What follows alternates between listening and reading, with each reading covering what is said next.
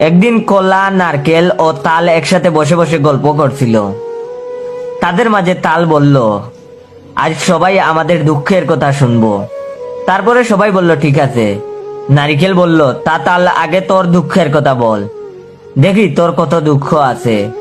তখন তাল বলল, আচ্ছা বলছি, মনোযোগ দিয়ে শুন সবাই। তাল বলল, মানুষের মনে একটুও মায়া দয়া নাই রে। মানুষ আমার এমন ভাবে চিপে চিপে খায়, তবুও তাদের মন ভরে না।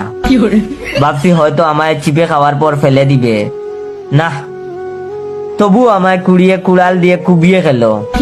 এটা শুনে নারকেল বলল, আর বলিস না, আমায় যে এত দূর থেকে ফেলে দে, আমি গাছ থেকে পড়তেই কোমরের হাড্ডি ভেঙে যায়। এরপরে খান ধরে তুলে নিয়ে আমায় আষাঢ় দিয়ে মাথা ফাটিয়ে খায়। তো এবার কলার পালা। তখন কলা বলল, আমার মান সম্মান বলতে কিছু নাই রে ভাই। আমায় যখন খাওয়া শুরু করে, আমার কাপড় খুইলা খায়। No, no, no, no.